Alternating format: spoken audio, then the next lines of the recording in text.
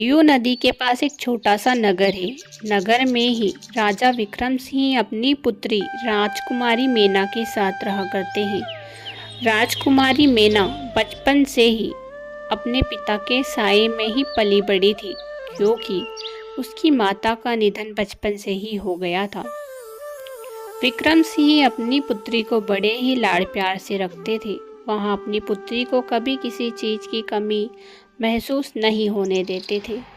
क्योंकि राजकुमारी मेना बड़ी हो चुकी थी, इसलिए राजा विक्रम सिंह को अपनी बेटी की काफ़ी ज़्यादा चिंता सता रही थी कि उसका विवाह कैसे किया जाए। क्योंकि राजकुमारी का विवाह एक ऐसे योग्य वर के साथ करना था जो कि बेहद ही समझदार और बुद्धिमान हो। एक दिन की बात है जब राजा विक्रम सिंह अपने सेनापति से कहते हैं, सेनापति, हमारी राजकुमारी बड़ी हो रही है। अब हमें समझ नहीं आ रहा कि उसके लिए योग्य वर की तलाश कैसे की जाए। वहाँ बहुत ही ज़्यादा बुद्धिमान होना चाहिए। हमारी राजकुमारी के लिए एक ऐसे वर की ही तलाश है, लेकिन वहाँ कहाँ मिलेगा।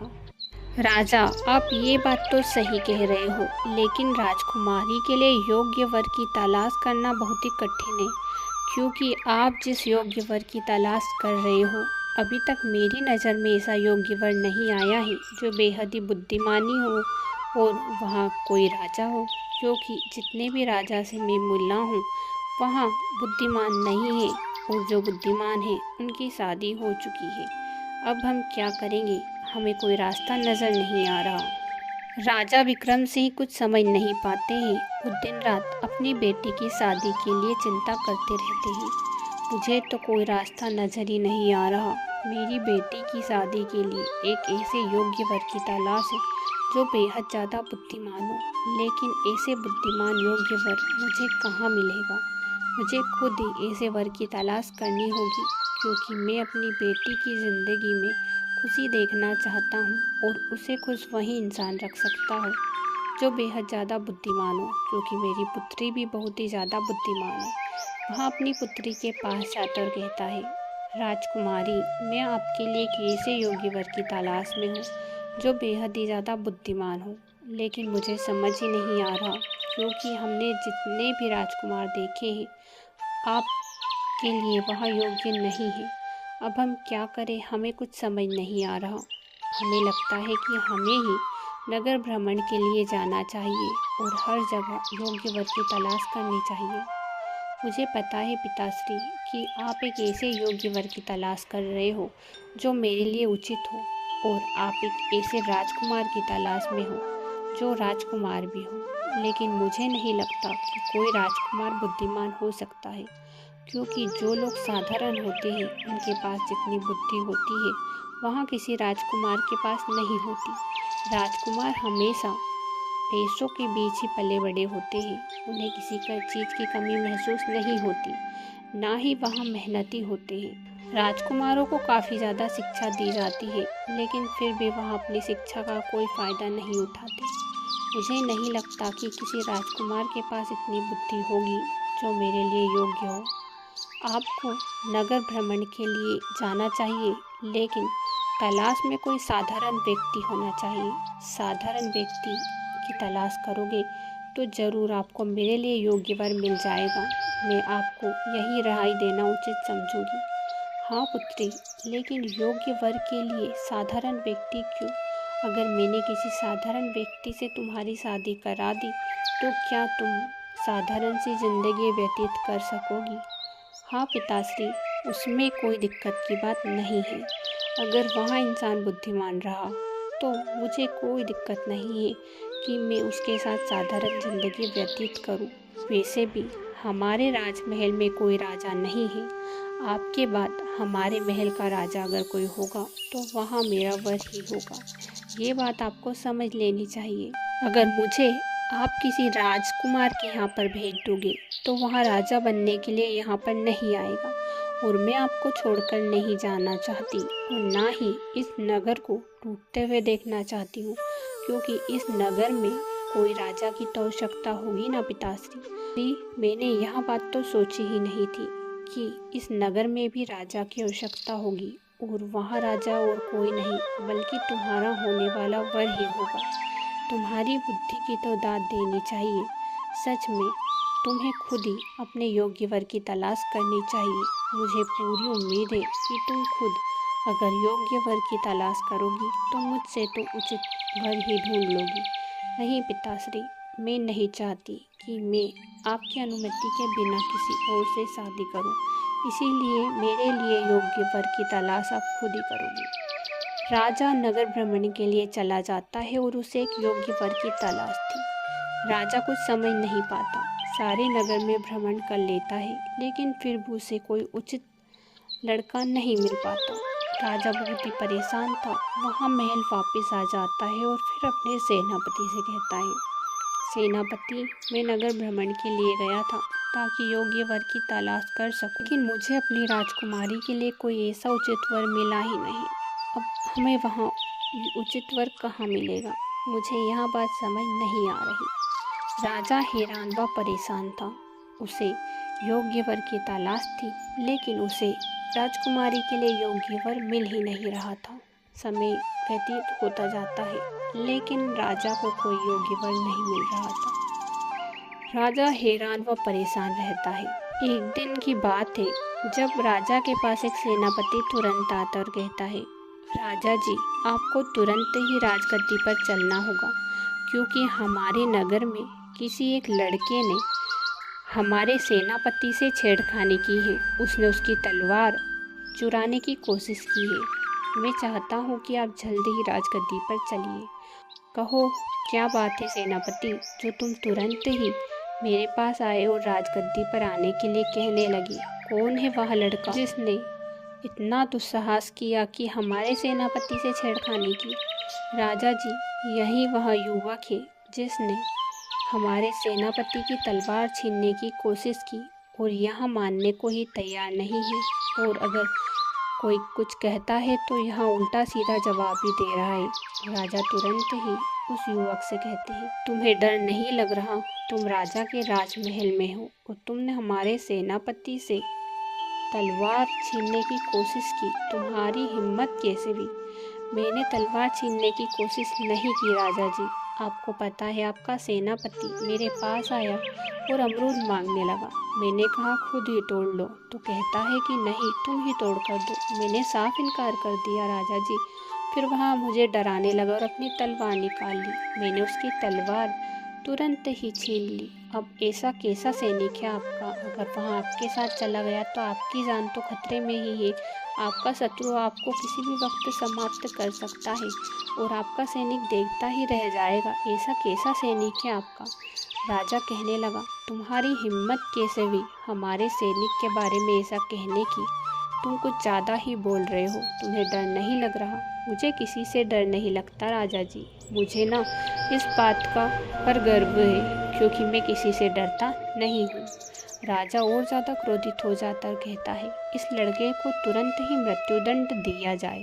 तुम्हें पता है, हमारे महल में कोई युवक अगर ऐसा दुस्साहस करता है तो उसे सीधा मृत्यु दंड दिया जाता है और उससे एक ही सवाल पूछा जाता है कि तुम्हारी अंतिम इच्छा क्या है? युवक की नज़र तुरंत ही राजकुमारी मैना पर जाती है। राजकुमारी मैना बेहद ही ज़्यादा खूबसूरत थी, जिसकी खूबसूरती को देखकर वह तुरंत ही राजा से कहता है, मेरी अंतिम इच्छा यहाँ है कि मेरी शादी आपकी राजकुमारी मैना से करा दी जाए। राजकुमारी मैना बेहद ही ज़्यादा खूबसूरत है और मुझे बहुत ही पसंद है। यह बात सुनकर राजा हैरान था। वहाँ उस युवक से कहने लगा, तुम्हारी बुद्धिमानी की दाद देनी चाहिए। तुमने खुद की जान बचाने के लिए मुझसे अंतिम इच्छा यही मांगी कि मैं तुम्हारी शादी हमारी राजकुमारी के साथ करा दूँ। मैं तुमसे प्रसन्न हुआ। मुझे अपनी बेटी के लिए जो वर की तलाश थी वहाँ योग्य वर मिल चुका है। अब मैं तुम्हारी शादी मेरी बेटी के साथ ही कराऊंगा। राजा तुरंत ही उस युवक की शादी अपनी बेटी के साथ करा देता है और फिर वही युवक नगर का राजा बनता है। वहाँ राजा कोई साधारण राजा नहीं था, बल्कि एक साहसी, बुद्धिमानी और वीर राजा बनकर दिखाता है। गांव के लोग काफ़ी खुशहाल से अपनी ज़िंदगी व्यतीत कर रहे थे। उसी गांव में शंभू नाम का एक किसान रहा करता था। किसान अपनी पत्नी सुमित्रा के साथ रहता था। सुमित्रा भी अपने पति से बहुत ही प्यार करती थी। वह हर परिस्थिति में अपने पति का साथ दिया करती थी। एक दिन की बात है जब शंभू अपनी पत्नी से कहता है, सुमित्रा, इतने दिनों से मेरी फसल नहीं हो रही और सारा बोझ मेरे सिर पर आ गया। घर में कितना खर्चा होता है, मोंटू की पढ़ाई, ऊपर से घर खर्च, और तुम्हें तो पता ही है हमारे समाज में जाना आना, ये सब मिलाकर मेरे ऊपर काफ़ी ज़्यादा कर्ज हो गया है। मुझे समझ ही नहीं आ रहा कि अब मैं क्या करूं। सुमित्रा अपने पति से कहती है, आप चिंता क्यों करती हो जी, आपको तो पता ही है मेरे पास कितने सारे जेवर रखे हैं, और वो जेवर किस काम के हैं? वो जेवर आप ना सेठ को दे आइए जिससे आपने कर्ज लिया है, क्योंकि अगर आपके ऊपर ब्याज बढ़ गया तो फिर हमारे लिए पैसे देना मुश्किल हो जाएगा, और फसल का कोई भरोसा कहाँ होता है, आपको तो ये बात पता ही है। हाँ सुमित्रा, अगर तुम नहीं होती तो पता नहीं मेरा क्या होता। आप ऐसी बातें क्यों करती हो जी? अगर मैंने आपसे शादी की है तो मैंने आपसे ये वादा भी तो किया था ना कि हर परिस्थिति में आपका साथ दूंगी, इसीलिए मैं आपका साथ दे रही हूँ। सुमित्रा अपने पति को सारे जेवर दे देती है और वहाँ जेवर उसका पति सेठ को दे आता है। सेठ जी, ये लीजिए, जितना भी कर्ज मैंने आपसे लिया था उसके लिए मेरी पत्नी ने उसके सारे जेवर दे दिए हैं। अब ये सब जेवर मिलाकर मुझे लगता है कि सारा कर्ज खत्म हो जाएगा। अरे, इतने से जेवर से क्या ही होगा, तुम्हें तो पता ही है ब्याज लगाया था मैंने तुम्हारे पैसों पर, तो ब्याज कौन भरेगा? ब्याज भी तो तुम्हें ही भरना पड़ेगा ना। वो तो पता है सेठ जी, लेकिन ब्याज तो थोड़ा ही होगा ना, आप जोड़ तोड़ कर मुझे बता दीजिए कि ब्याज कितना है। सेठ उसे इतना ब्याज बताता है कि जिससे शंभू हैरान हो जाता है। अरे सेठ जी, क्या बात कर रहे हो, 6 महीने तो हुए ही थे और इतना ब्याज कैसे हो गया? तुम्हें पता नहीं क्या शंभू, इस गांव में सिर्फ मैं ही एक ऐसा इंसान हूँ जो ब्याज पर पैसे देता हूँ, और सारे गांव वालों को मैं इतना ही ब्याज लगाता हूँ जितना कि तुम्हें लगाया। तुम्हें चौकन्ना होने की ज़रूरत नहीं है, क्योंकि तुमने जब मुझसे पैसे लिए थे तो यही बात कही थी कि मैं तो आपका ब्याज जितना भी होगा वहाँ लौटा दूंगा। शंभू सेठ की बात सुनकर हैरान हो जाता है और फिर दुखी मन से अपनी पत्नी के पास जाकर कहता है, तुम्हें पता है सुमित्रा, तुम्हारे दिए हुए जेवर से भी सेठ का कर्ज चुकता नहीं हो पाया है। ब्याज तो रह गया, और सेठ ने जितना ब्याज बताया ना, उतना ब्याज सुनकर तो मैं खुद भी हैरान हो गया। क्या बात कर रहे हो जी, ऐसा कितना ब्याज हो गया कि सेठ का ब्याज अब चुकता ही नहीं कर पाए? अब क्या बताओ सुमित्रा, सेठ इतना ब्याज लगा रहा है ना कि मुझे तो समझ ही नहीं आ रहा। फसल आने में भी काफ़ी ज़्यादा वक्त है, और अब सब कैसे हो पाएगा? आप हिम्मत मत हारिए जी, मैं आपके साथ हूँ, और जब तक मैं आपके साथ हूँ हम दोनों मिलकर ही काम करेंगे और ब्याज सारा चुकता कर देंगे। सुमित्रा, तुम्हें नहीं पता क्या कि हमारे ऊपर कितना कर्ज था और कर्ज का ब्याज कितना हो गया है, और ऊपर से हमारा घर खर्च चलाना मुश्किल हो रहा है। तुम्हें पता है ना, राशन का अभी भी सारा सामान समाप्त हो गया है। वो सब मुझे पता है जी, मुझे लगता है कि आप रामू भैया के पास जाइए और राशन का सामान ले आइए, उनके पैसे हम बाद में दे देंगे। रामू भैया आपसे मना नहीं करेंगे, क्योंकि उनको तो पता ही है आपके बारे में। अच्छा ठीक है, अगर तुम कह रही हो तो मैं ऐसा कर लेता हूँ। तुरंत ही शंभू रामू की दुकान पर जाता है और रामू से कहता है, रामू, मुझे कुछ राशन का सामान चाहिए, लेकिन पैसे अभी नहीं दे पाऊँगा, क्योंकि तुम्हें पता है ना घर की परिस्थिति कैसी चल रही है। सेठ जी का कर्ज चुकता किया, लेकिन ब्याज तो नहीं दे पाया। अब वो ब्याज पर ब्याज लगाएंगे, इसीलिए मैं तुम्ही से मांगने आया हूँ। हाँ ज़रूर, तुम मेरे अच्छे मित्र हो और मैं तुम्हें इस बात से कभी इनकार नहीं करूँगा। तुरंत ही रामू शंभू को कुछ सामान दे देता है, जिससे शंभू खुश हो जाता है और पत्नी से जाकर कहता है, अगले ही दिन मैं मेहनत करूँगा और सेठ जी का कर्ज चुकता करने की पूरी कोशिश करूँगा, ताकि अगली बार से ना हमें सेठ से पैसे लेने की ज़रूरत पड़े, ना ही हमारे ऊपर कर्ज हो। तुरंत ही शंभू खेतों पर जाता और मेहनत करने लगता है। इस बार दोनों पति पत्नी बड़े ही मेहनत और लगन से खेतों पर काम कर रहे थे, और शायद उनकी फसल भी इसी तरह हुई थी जिस तरह उन्होंने सोचा था। सुमित्रा, देखो हमारी मेहनत का फल। आज हमारी मेहनत का फल खेतों पे लहलहा रहा है। तुम्हें पता है, ये फसल बेचकर मैं सेठ जी का सारा कर्जा चुकता कर दूंगा और रामू से जितने पैसे उधार लिए हैं वहाँ भी चुकता कर दूंगा। हाँ जी, सच में अब हमारा सपना जल्द ही पूरा होने वाला है। थोड़े ही समय बाद फसल आ जाती है। फसल कट कर तैयार हो जाती है और शंभू बाजार में बेच आता है। शंभू जब घर आता है तो बड़ा ही खुश होता है।